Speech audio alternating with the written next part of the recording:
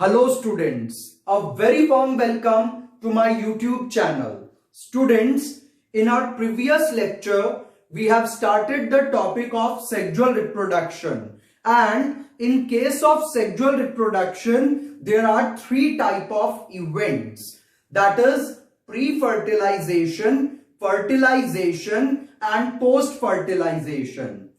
And we have started the topic of pre-fertilization in our previous lecture, and today we are going to continue that topic. So let's start the today's topic. तो आज हमने करना है pre fertilization event के और details को. हमने इसको अपने प्रीवियस लेक्चर में स्टार्ट कर दिया था और आपको यह बताया था कि फर्टिलाइजेशन से पहले होने वाले सभी इवेंट्स को प्री फर्टिलाइजेशन इवेंट कहा जाता है.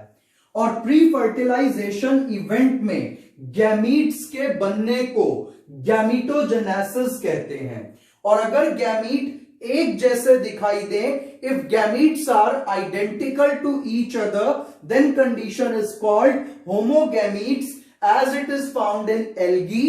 And if gametes are different from each other, then it is known as heterogametes. तो अब इससे अगला टॉपिक देखते हैं, cell division during gamete formation. जब गैमीट बनेंगे, गैमीटोजेनेसिस होगा, तो वो होगा with the help of cell division.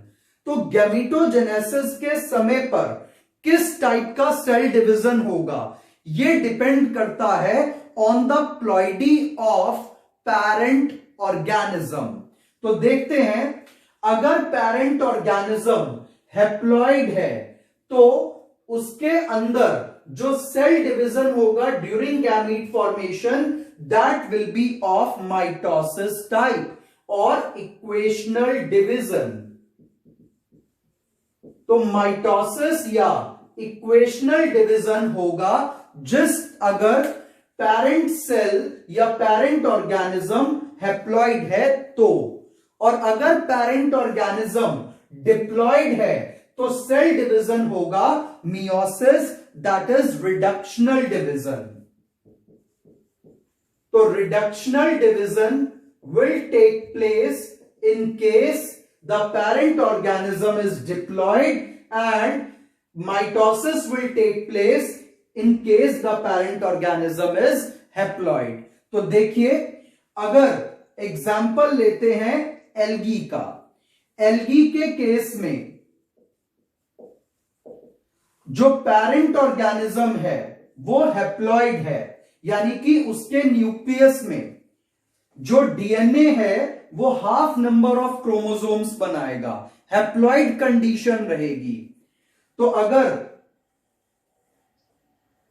Parent organism haploid है तो इसमें माइटोसिस करके गैमीट्स बनाए जाएंगे. और ये गैमीट्स भी कैसे होंगे, हैप्लॉइड इन नेचर ही होंगे. और अगर पेरेंट डिप्लॉइड है, for example we are taking the example of human. तो ह्यूमन के केस में parent is diploid, that is 2n, और नंबर ऑफ क्रोमोसोम्स कितना हो जाएगा, 46. तो इसमें जो गैमीट बनेगा that will take place by meiosis, and we will get 4 cells with the ploidy of haploid. तो haploid gametes बनाने के लिए from diploid parent we have done the meiosis.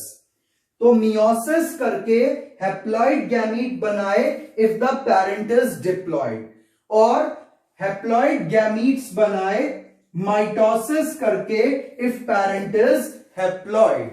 तो ये काफी इंपॉर्टेंट क्वेश्चन है. तो Monera that is bacteria, fungus, algae, bryophytes और मेल हनी बी के अंदर जब गैमीट्स बनेंगे तो वो माइटोसिस से बनेंगे. और diploid organism like human and higher plants and other higher animals, उनके अंदर जब गैमीट बनेगा तो cell division will be of meiosis type. Next, the cell which undergo meiosis is known as meiocyte, and it is very important question for 1 mark for the board exam. कि what is meiocyte? तो the cell which undergo meiosis is known as meiocyte. Here this human cell is meiocyte because it has undergone the meiosis and has produced haploid gametes. तो meiocyte वो cell है जो meiosis के अंदर जाएगा और haploid gametes को बनाएगा. So hope आपको यहां तक समझ में आ गया होगा. Now the second part of pre-fertilization event is gamete transfer. तो पहले हम गैमीट को बनाएंगे, फिर हम गैमीट को ट्रांसफर करेंगे ताकि गैमीट्स पास आ जाएं और फर्टिलाइजेशन में हेल्प मिले. तो यहां पर समझते हैं गैमीट ट्रांसफर एल्गी, ब्रायोफाइट और टेरिडोफाइट्स में होगा with the help of water. कि मेल प्लांट से फीमेल प्लांट तक जो गैमीट का मूवमेंट्स होगा that will take place with the help of water. And in case of higher plants where cross fertilization takes place, then pollination will be the method of gamete transfer. और pollination की definition 1 mark में कभी कभी पूछी जाती है. So what is pollination? Transfer of pollen grains from anther to the stigma of flower. तो transfer of pollen grains from anther to the stigma of flower is known as pollination. तो अगर कोई आपसे पूछे कि pollination की definition क्या है, तो transfer of pollen grain from anther to the stigma of flower. और अगर कोई पूछे कि pollination क्या चीज है, तो आप ये कहेंगे ये एक टाइप का गैमीट ट्रांसफर मैकेनिज्म है. Next is in case of animals the gametes are bring closer to each other with the help of process called copulation. तो ह्यूमंस में और बाकी के एनिमल्स में गैमीट्स को पास लाया जाएगा with the help of a process called copulation. तो आपको प्री फर्टिलाइजेशन इवेंट्स में क्या क्या याद रखना है?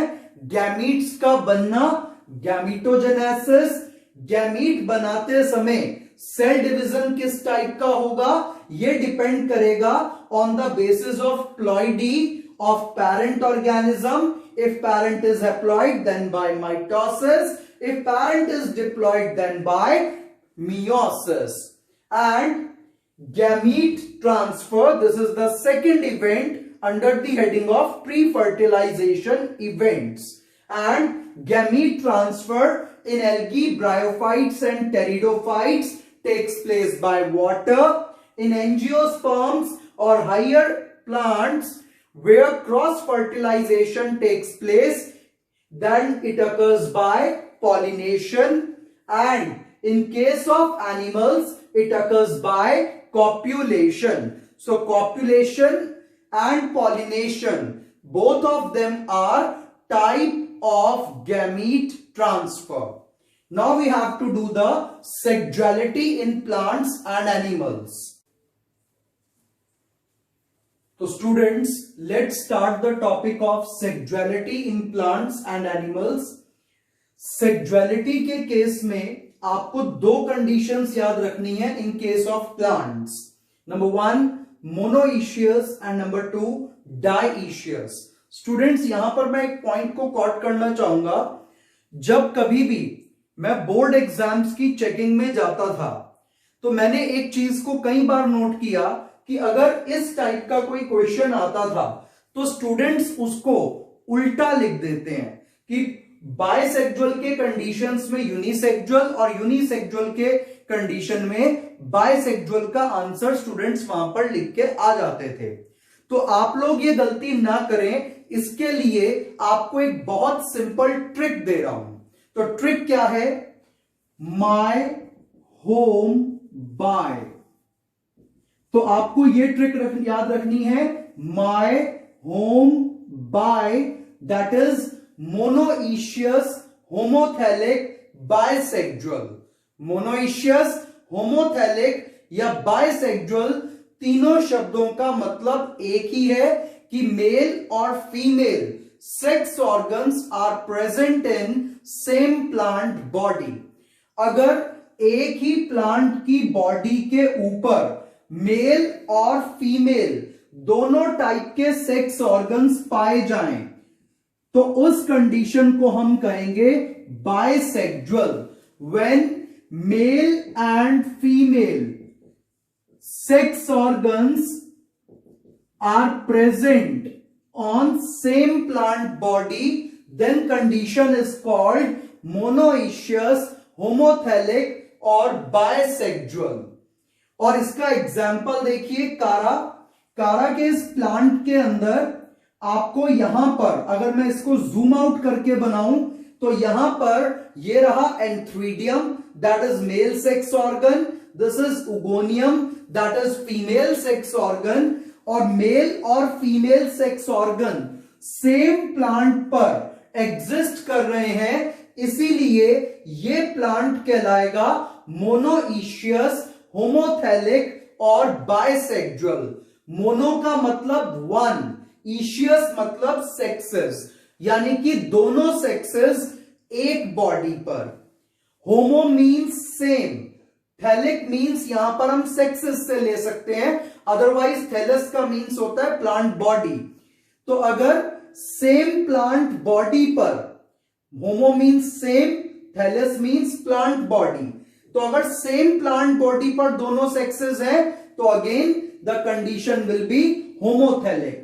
तो मोनो मतलब वन, सेक्सेस मतलब, इशियस मतलब सेक्सेस, तो इसका मतलब क्या है कि एक ही प्लांट बॉडी पर दोनों सेक्सेस। यही बात होमोथैलिक कंडीशन कहती है कि सेम प्लांट बॉडी पर दोनों सेक्सेस, और यही मतलब होता है बायसेक्सुअल कंडीशन का कि मेल और फीमेल सेक्स ऑर्गन्स दोनों ही सेम प्लांट बॉडी पर देखे जाएंगे। और एग्जाम्पल्स कौन कौन से आपको याद रखने हैं? कारा, मेज, कुकुरबीटा एंड कोकोनट। कोकोनट बहुत सिंपल सा एग्जाम्पल है, आप इसको याद रख सकते हैं। तो इसके लिए ट्रिक क्या बताई थी? My home bye.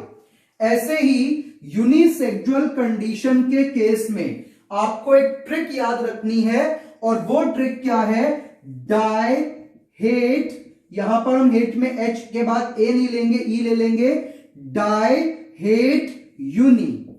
जब लोग एक दूसरे से हेट करते हैं तो अलग हो जाते हैं, सेपरेट हो जाते हैं, अकेले हो जाते हैं, तो अकेले होना यहां पर हम ले रहे हैं यूनिसेक्सुअल को। तो डाई हेट यूनि, ये ट्रिक है यूनिसेक्सुअल कंडीशन के लिए। अगर मेल और फीमेल प्लांट्स अलग अलग हों, कि ये जैसे हमारे पास एक फीमेल प्लांट है और ये एक मेल प्लांट है, तो दोनों प्लांट्स अलग अलग हैं। तो मेल और फीमेल प्लांट अगर अलग अलग हैं, मेल फीमेल सेक्स ऑर्गन अलग अलग प्लांट्स पर हैं, तो कंडीशन क्या कहलाएगी? यूनिसेक्सुअल। और ये बोर्ड एग्जाम्स के अंदर और नीट एग्जाम के अंदर पूछे जाने वाला one of the most important question है। तो monoecious that is bisexual, dioecious unisexual, और दोनों को याद करने की ट्रिक आपको बता दी है। और इसके एग्जाम्पल मार्केंशिया एंड पपाया। और आपको ये एक बायसेक्सुअल फ्लावर का डायग्राम दिखाया है which is easily found in sweet potato। तो ये एंथर आ गया which is representing the stamen, that is male reproductive part, and carpel or pistil is representing the female reproductive part। तो ये flower भी क्या कहलाएगा? Bisexual flower. तो आपको ये सब चीजें याद रखनी है। Now we are moving to the sexuality in animals, कि एनिमल्स के अंदर सेक्सुअलिटी को कैसे देखा जाता है? तो एनिमल्स में भी यही दो कंडीशंस होती हैं, बायसेक्सुअल एंड यूनिसेक्सुअल। यहां से बोर्ड एग्जाम का एक 1 मार्क का बहुत इंपॉर्टेंट क्वेश्चन आता है, दैट व्हाट इज हर्माफ्रोडाइट। तो हर्माफ्रोडाइट क्या होता है? It is bisexual animal, means ऐसे एनिमल जिनकी बॉडी में दोनों सेक्स ऑर्गन्स लगे हों, मेल भी और फीमेल भी। तो ऐसे एनिमल्स को क्या कहते हैं? बायसेक्सुअल एनिमल या hermaphrodite.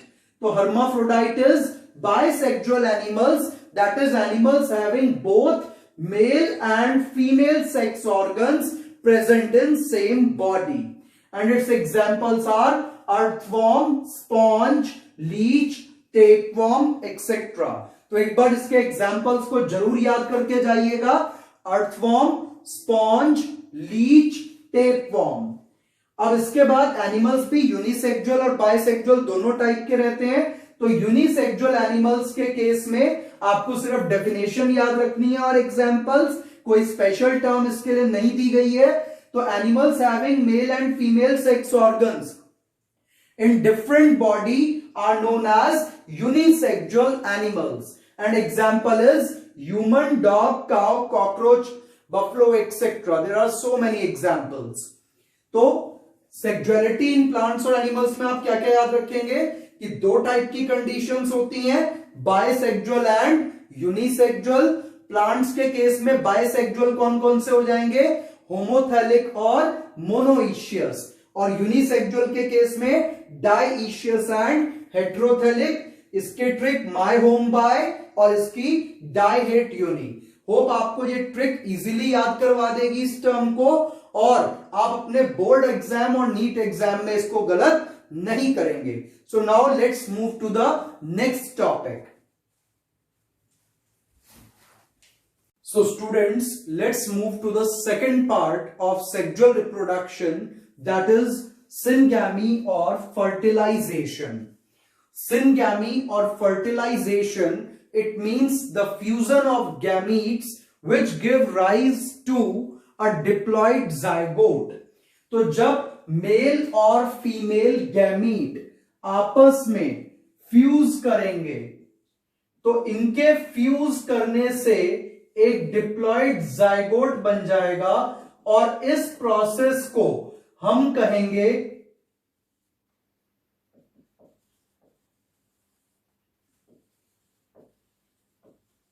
Fertilisation.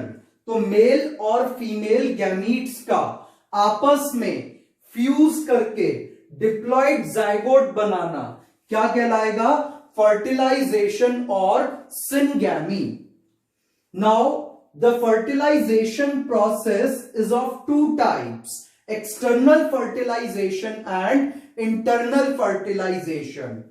If fertilization takes place outside the body of female animal, then it is called external fertilization. And if fertilization takes place inside the body of female, then it is known as internal fertilisation. अगर किसी, suppose करते हैं कि हमारे पास ये एक mail fish है और ये एक फीमेल फिश है, तो पहले फीमेल फिश बॉटम पर एग्स दे करके जाएगी। तो फीमेल फिश ने बॉटम पर एग्स को रिलीज कर दिया, and eggs will be released in large quantity. फिर जैसे ही यहां से फीमेल फिश आगे की ओर खिसकेगी तो मेल फिश यहां आएगी और आकर के अपने मेल गैमीट्स को यहां पर रिलीज कर देगी, और एग्स और मेल गैमीट्स फ्यूज कर जाएंगे and it will give rise to a zygote. तो ये प्रोसेस होगी कि पहले फीमेल फिश आई, एग्स दिए, उसके बाद मेल फिश आई, अपने गैमीट्स रिलीज करे, फिर वो गैमीट्स फ्यूज कर गए। और ये सभी काम एक्सटर्नल मीडियम लाइक वाटर के अंदर होगा। तो इसीलिए हम इसको कह रहे हैं एक्सटर्नल फर्टिलाइजेशन। और इस केस में मेल और फीमेल दोनों ही टाइप के गैमीट्स लार्ज क्वांटिटी में प्रोड्यूस होते हैं, क्योंकि यहां पर दोनों के ही लॉस होने की संभावनाएं बराबर रहती हैं, इसीलिए large quantity of both male and female gametes are produced. जबकि जो बच्चे पैदा होते हैं उनको भी प्रीडेटर से, शिकारियों से खतरा होता है, क्योंकि यहां पर पेरेंट्स केयर करने के लिए अवेलेबल नहीं रहते हैं। और example reptile, birds, fishes etcetera. In the case of internal fertilization, the fertilization will take place inside the body of female। कि मेल एनिमल गया, उसने जाकर के अपने गैमीट फीमेल बॉडी के अंदर इजेक्ट कर दिए और फिर वहां पर फर्टिलाइजेशन हुआ। जैसा कि ह्यूमंस के केस में होता है कि मेल अपने गैमीट्स को फीमेल की बॉडी में इंजेक्ट कर देता है और फिर वहां पर गैमीट्स का फ्यूजन होता है। और यहां पर large number of male gametes बनेंगे because generally male gametes have to travel and less number of female gametes will be produced and chances of survival of young one is more due to parental care. For example, humans and other mammals etc. तो external fertilisation के case में जो fertilisation होगा, fusion of gametes होगा, वो external medium में होगा और इस केस में वो इनसाइड द फीमेल बॉडी होगा। जैसे कि ये एक रफ स्केच बना करके आपको दिखा रहा हूं। तो ये फीमेल की बॉडी का इंटरनल स्ट्रक्चर आ गया। दिस इज सर्विक्स,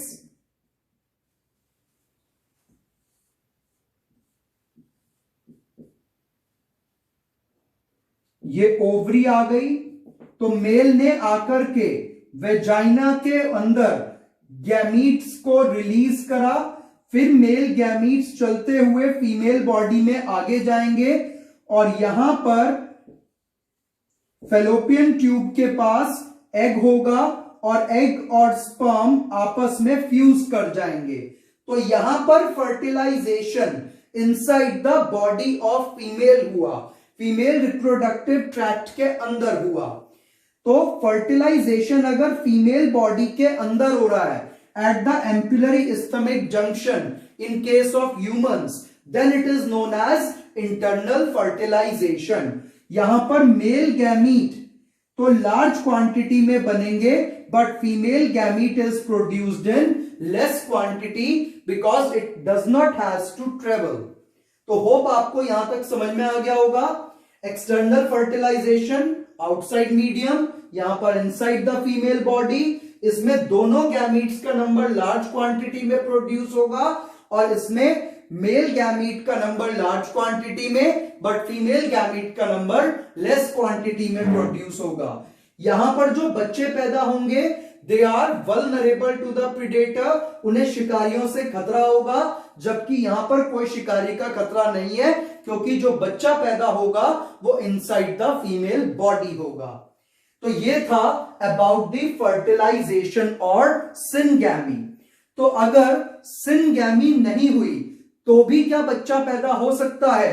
तो हां, एक एक्सेप्शन है और उसको हम कहते हैं पार्थिनोजेनेसिस, जहां पर बिना फर्टिलाइजेशन के ही फीमेल गैमीट से बच्चा बन जाता है। तो अगर विदाउट फर्टिलाइजेशन फीमेल गैमीट से न्यूबॉर्न बच्चा पैदा हो जाए तो उस कंडीशन को पार्थिनोजेनेसिस कहेंगे। It is formation of new organism from female gamete without fertilisation.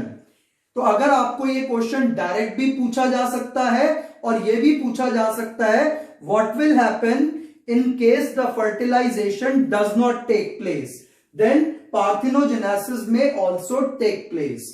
तो पार्थिनोजेनेसिस के केस के अंदर हमारे पास एग्जाम्पल्स कौन कौन से आएंगे? मेल हनी बी इसी तरीके से प्रोड्यूस होती है, लिजर्ड, टर्की, रोटिफर्स एक्सेट्रा। तो पार्थिनोजेनेसिस में क्या होगा? जो फीमेल गैमीट है, एग है, वो सीधे बच्चा बना देगा विदाउट यूजिंग मेल गैमीट। तो देखिए हमारे पास ये एक फीमेल हनी बी है, तो फीमेल हनी बी के अंदर 32 क्रोमोसोम्स होते हैं, इट इज डिप्लॉइड, जबकि जो मेल हनी बी है इट इज हैप्लॉइड। तो फीमेल हनी बी ने अपने गोनाड्स में मियोसिस किया और मियोसिस करके हैप्लॉइड एग्स बना दिए, तो ये इवेंट क्या कहलाएगा?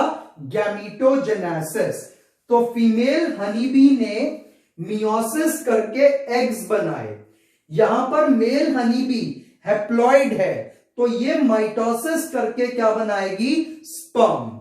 तो मेल हनी बी ने बनाए स्पर्म बाय डूइंग माइटोसिस और फीमेल हनी बी ने एग्स बनाए बाय डूइंग मियोसिस। अब इसके बाद अगर हैप्लॉइड एग और हैप्लॉइड स्पर्म फ्यूज कर गए, तो ये फ्यूज करके यानी कि फर्टिलाइजेशन करके बना देंगे zygote which is diploid and it will give rise to female offspring. लेकिन अगर एग स्पर्म से फ्यूज ना हुआ और वो egg directly with the phenomena of arenotauchi will convert into the male, then it is known as parthenogenesis। यहां पर जो एग था वो डायरेक्टली मेल के अंदर कन्वर्ट हो गया बिना फर्टिलाइजेशन के, विदाउट यूजिंग स्पर्म। तो इस कंडीशन को हम क्या कहेंगे? पार्थिनोजेनेसिस। या यहां पर फिनोमिना कौन सा लगा? Arrhenotoky, where egg has converted into the new born male organism which is haploid in nature. तो ये डेफिनेशन विद एग्जांपल, ये डिफरेंस की फॉर्म में क्वेश्चन, और इसकी डेफिनेशन आपसे बोर्ड एग्जाम में पूछी जा सकती है। So let's start the third topic, post fertilization events।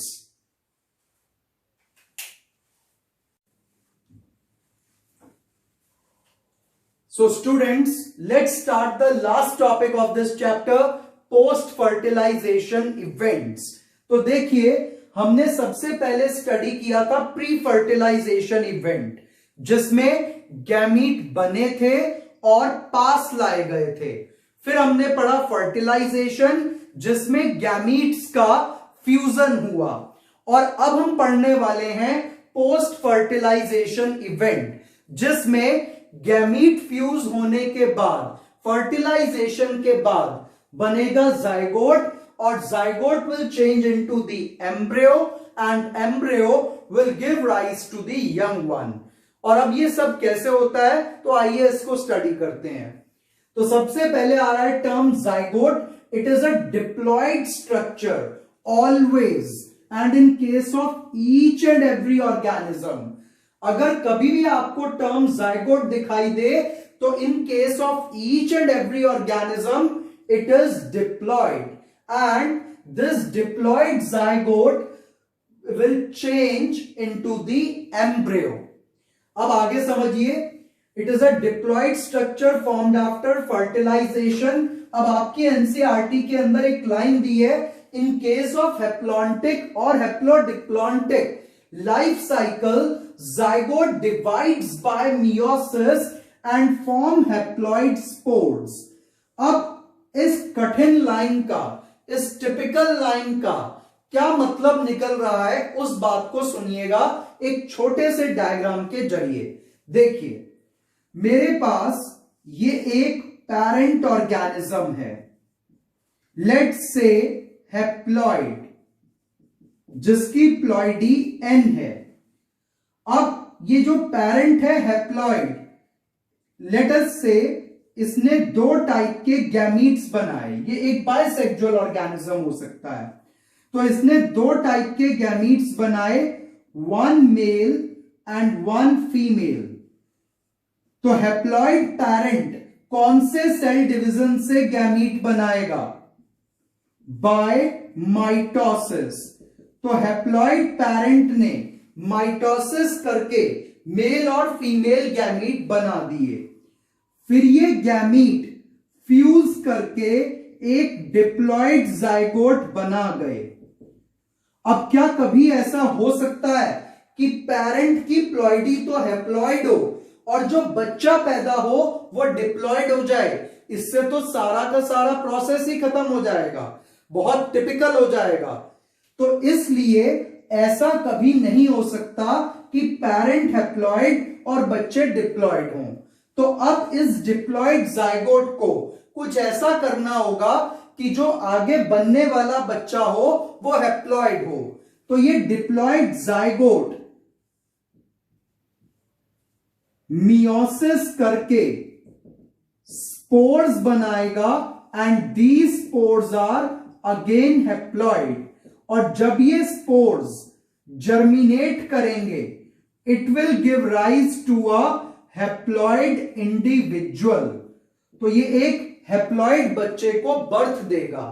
तो एक हैप्लॉइड पैरेंट ने एक हैप्लॉइड बच्चे को अगर बर्थ देना है बाय सेक्सुअल रिप्रोडक्शन, तो पहले वो माइटोसिस करके गैमीट बनाएगा, वो गैमीट फ्यूज करके डिप्लॉइड जाइगोट बनाएंगे, जाइगोट मियोसिस करके स्पोर बनाएगा, फिर स्पोर हैप्लॉइड स्पोर जर्मिनेट करेगा और एक हैप्लॉइड न्यू ऑर्गेनिज्म को बर्थ दे देगा।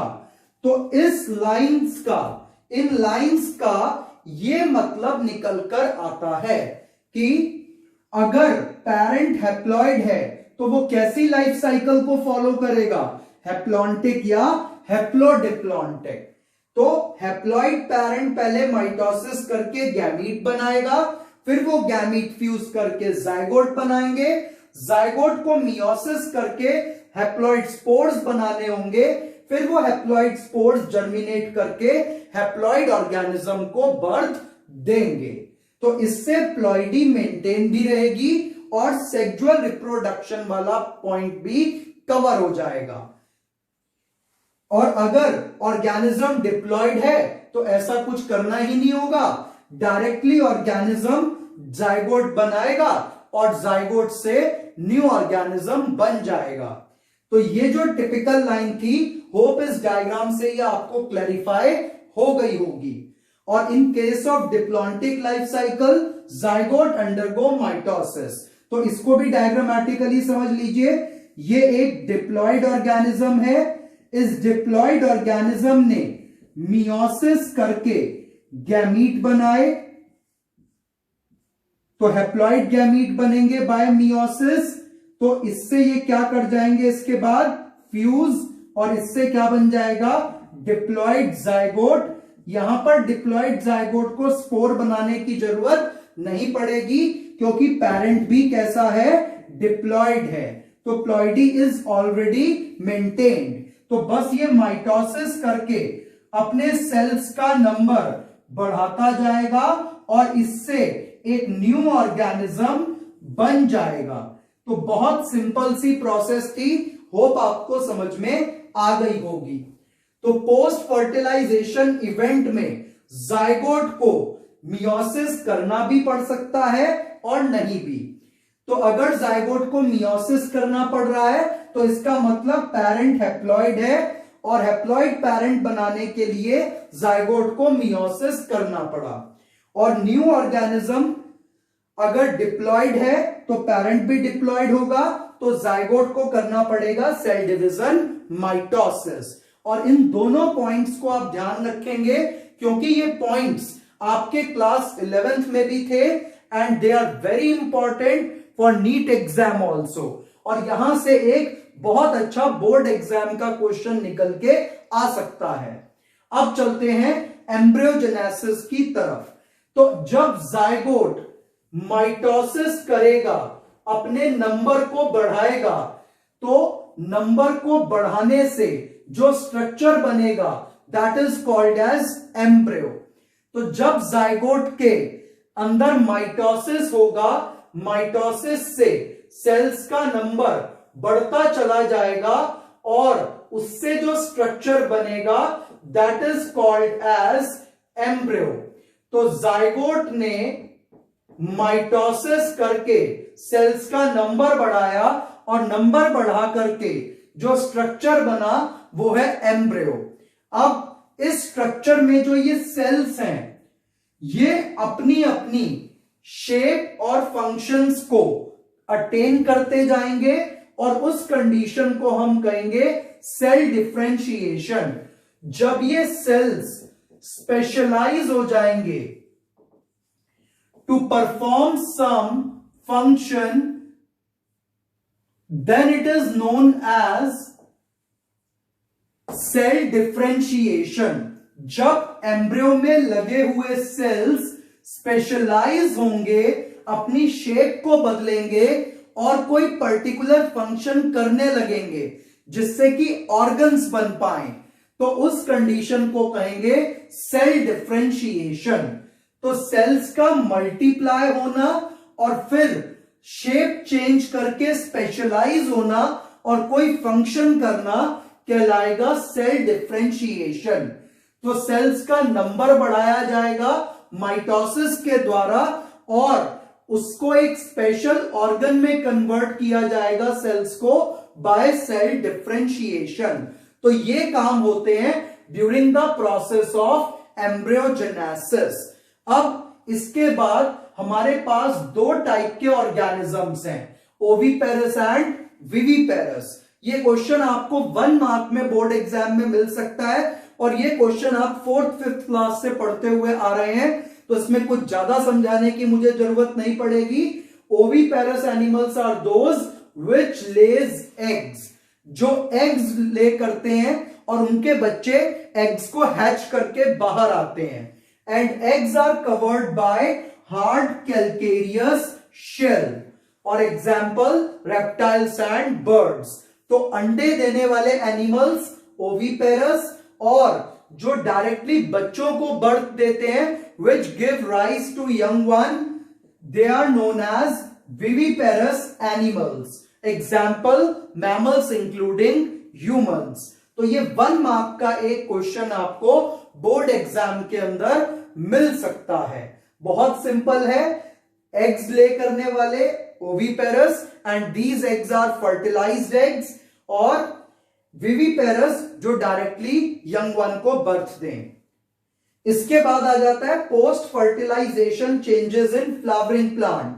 तो जब फर्टिलाइजेशन हो जाता है उसके बाद फ्लावर में क्या क्या चेंजेस आते हैं, तो फ्लावर की जो पेटल्स हैं दे गेट विदर ऑफ, पेटल्स नीचे गिर जाएंगी, zygote will change into embryo, ovule will change into the seed, ovary will change into the fruit and ovary wall is considered as fruit wall pericarp। और इसको बहुत detail में हमने अपने next chapter number 2 में करना है, तो इसलिए यहां पर इसको हम बहुत ज्यादा डिटेलिंग इसकी नहीं करेंगे। तो अब हमारा ये फर्स्ट चैप्टर कंप्लीट होता है। इस फर्स्ट चैप्टर का एक क्विक रिवीजन कॉन्सेप्ट मैप हम अपने नेक्स्ट लेक्चर में करेंगे और उसी लेक्चर में आपको लिंक दिया जाएगा for the notes of chapter number 1 and you will also get a link of important questions for NEET in that next lecture. So thank you everyone.